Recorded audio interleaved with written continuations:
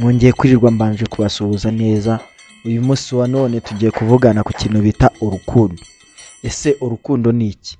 Ese ugira urukundo muri wowe? Ese urukundo ubundi rwaturutse?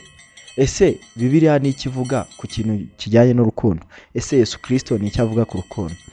Turaje tubirambureho mu kanya gatoya. Ndakwinginze banza ukore subscribe kuri YouTube channel uri kumviraho ariyo bita Inzira Nzima TV, ndetse n'umuntu uwo ari we wese wumva ukeneye ubu butumwa bwiza wamubwira akabasha gukora subscribe kugira ngo azabashe kubijyamo ndetse azabikurikize neza. Byamufasha mu bintu byo ari byo byose, uko yaba ameze kose byamufasha. Reka dukomezanye. Ikibazo cya mbere twibazaga ngo ese urukundo ni iki? Uvuga ngo umuntu ari we wese aremanywe mu rukundo, ko twese twaremewe urukundo, twese twaremewe kubaho mu rukundo. Twibazaga se ni iki Bibiliya ivuga ku rukundo? Bibiliya ikintu ivuga ku rukundo nuko Imana yatanze umwana wayo Yesu Kristo kugira ngo aze kudupfira.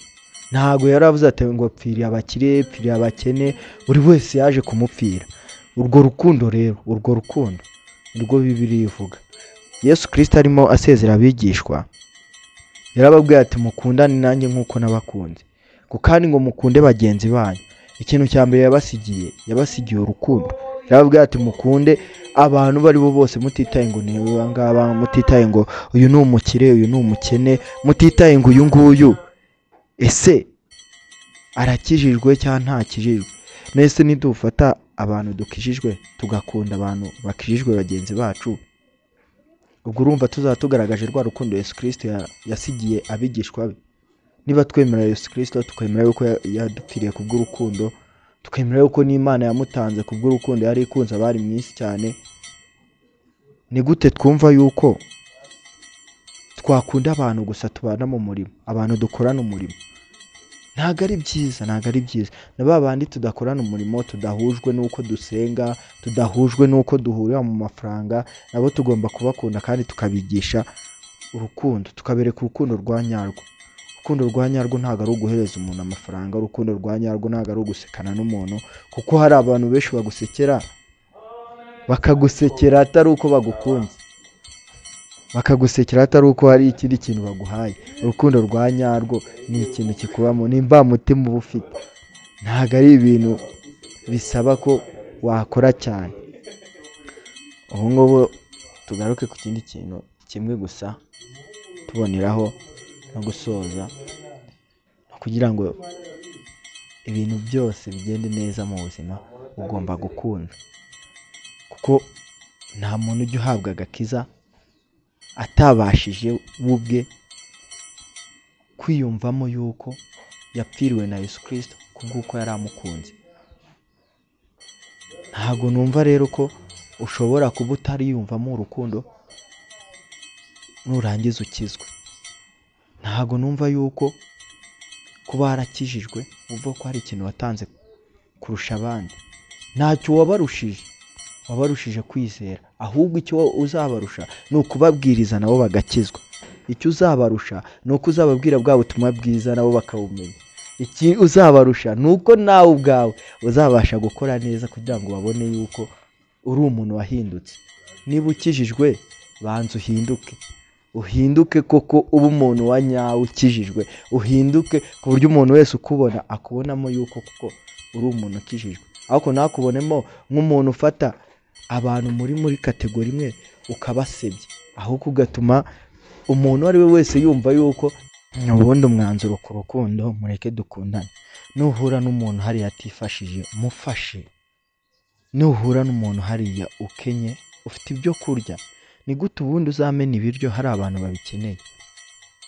Ni gute uzafata amafaranga unywera 250, unywera 100 ku munsi umwe, kandi uzi neza yuko hari umuntu no kubona ibijumba byo kurya, kubona umuceri, kubona akawunga byamugoye?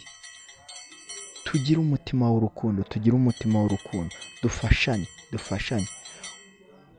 Muri Bibiliya niho bivuga neza ngo kuko Imana yakunze abari mu isi cyane ngo byatumye itanga umwana wayo ukeneye, kugira ngo umwizera wese atarimbuka ahubwo ahabwe ubugingo buhoraho. ese niba Imana koko yaradukunze ikemera gutanga umwana wayo w'ikinege, sinzi niba mujya mwumva aka kantu neza, mukumva ukuntu kugira umwana umwe ni ikintu cyiza cyane, ni ikintu kibi cyane, kuko niba ufite umwana umwe, umwana w'ikinege ni umwana ukunzwe cyane iwabo, ni umwana baba batezeho ibintu byose iwabo.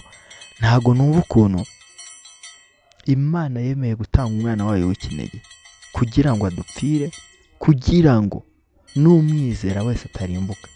Kandi ntabwo yari imutanze uvuga ati basi wagatanze umuntu, uvuga ati muhaye umuntu nawe ugira neza.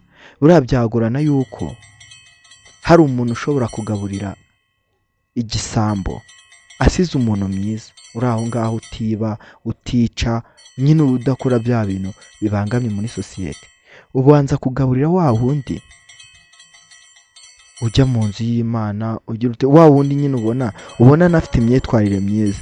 Mwese kuki Imana yo yemeye gutanga Yesu Kristo kugira ngo adupfire twese ititaye ko harimo abanyabyaha, ahubwo twebwe yaradusabye ngo tumwizere twese tutarimbuka. Mwese reka mbanze mubaze, ese uramwizeye? Ese niba utamwizeye, basi hari ikintu kijya kiba ku buryo wumva ko uzamwizera? Ese ubanye gute n'Imana yawe? Ese ibyo yagusabye gukora warabikoze? Ese niba idutegeka urukundo, hari abantu ujya ugaragariza urukundo? Ese niba idusaba kugira ngo dukore neza, kugira ngo tubane mu buzima burimo urukundo, tubane mu buzima burimo gusangira, tubane mu buzima burimo gufashanya, tubane mu buzima burimo kugirira neza umuntu utitaye ngo ni icyo ari cyo, ese urabikora? Muri aka kanya wahagarara ukavuga ati ibyo byose ndabikora, ahubwo kuko harimo ibyo ukora n'ibyo udakora. Niyo mpamvu kano kanya wakagombye kuvuga ati ese ko nahawe agakiza ku buntu, ese hari abo njya mbwira nabo kugira ngo bakizwe? Hari abantu njya afasha kugira ngo bakizwe? Ese ko nahawe ibyo kurya, ko nahawe ibyo kwambara, hari abo fasha? Icyo ngicyo nacyo ubanza ugishyire mu mutwe, wumve yuko ari ibyawe, wumve yuko ari ibyo ukwiriye kugira. Reka dusoreze aha ngaha, ariko ndagusabye ohereza bino bintu niba wumvishe neza ko hari icyo ngufashije, kohereze ku bari bagenzi bawe nabo bumva ubutumwa bwiza. Dore mu minsi iraza ndabashakira abantu bari hejuru yanjye, bari hejuru yanjye mu kubumvisha ikintu kijyanye n'ubutumwa bwiza, bazi badufashe. Murakoze cyane.